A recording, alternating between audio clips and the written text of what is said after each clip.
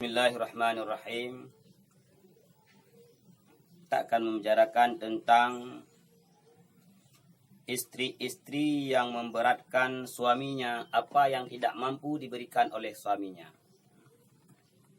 Referensi kita adalah kitab Syarah Aqdul Lijan halaman 11. Wa mar'atun taklufu zaujaha ma la yatiqu.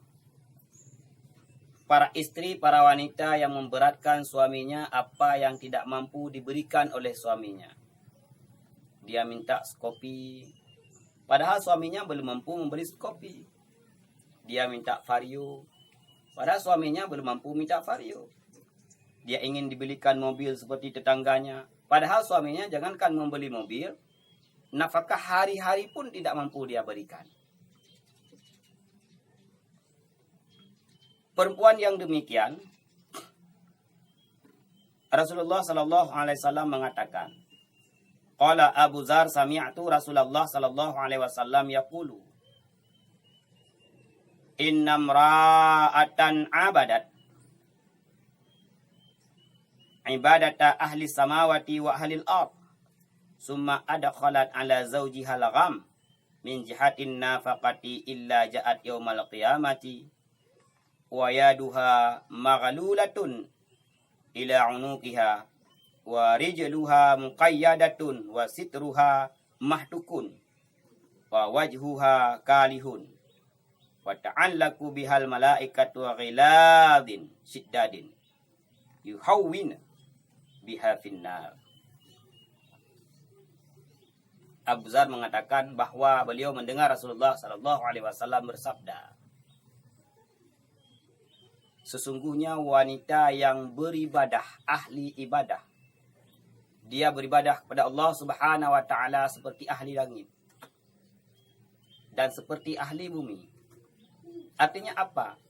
Ibadah yang ia lakukan itu seperti para malaikat lakukan, yang segitu kuatnya dia beribadah kepada Allah. Ibadah yang dia lakukan seperti para aulia-aulia Allah yang bersebaran di bumi ini dia lakukan.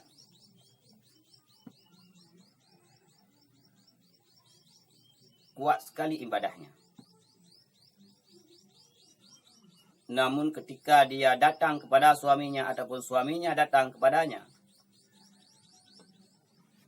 romannya, mukanya ghammu, mendung mukanya, suram mukanya, mukru'ab mukanya, tidak senang, ada rasa tidak senang di mukanya kepada suaminya atas nafkah yang diberikan oleh suaminya, karena tidak mencukupi seperti yang dia minta. Dia minta dibelikan mobil tapi mobil tidak dibelikan. Dia minta dibelikan motor baru tapi motor buntut yang dibelikan. Aghammu, cemberut mukanya. Maka ketika itu kata Rasulullah sallallahu alaihi wasallam, pada hari kiamat, para istri, para wanita yang demikian, yaduha maghlulatun ila unuqiha, tangannya diikat ke tengkuknya, ke kuduknya dengan tali daripada ataupun rantai daripada api neraka, diikat. Wa rijluha muqayyadatun, kakinya digembok. Kedua-dua kakinya digembok. Wasitruha mahtukun, penutup badannya, pakaiannya dihilangkan, dihancurkan oleh Allah Subhanahu wa taala. Intinya dia dalam keadaan terlanjang. Dalam keadaan telanjang, tangannya diikat ke kuduk-kuduknya, kakinya diborgol, wa wajhuha kalihun, kemudian mukanya berdarah, yang ada tulangnya, tidak ada daging sedikit pun. Yang keluar adalah nanah, darah yang keluar dari mukanya. Para malaikat menarik, menghalau perempuan-perempuan tersebut ke dalam nerakanya Allah Subhanahu wa taala. Na'udzubillahi min zalik. Inilah siksa bagi seorang wanita yang menuntut lebih kepada suaminya ketika suaminya tidak mampu. Tangan diikat ke kuduk, kaki diborgol dalam keadaan telanjang, kemudian dihalau ke dalam neraka dalam keadaan mukanya keluar darah. Jadilah istri yang baik, jadilah istri yang taat kepada suaminya.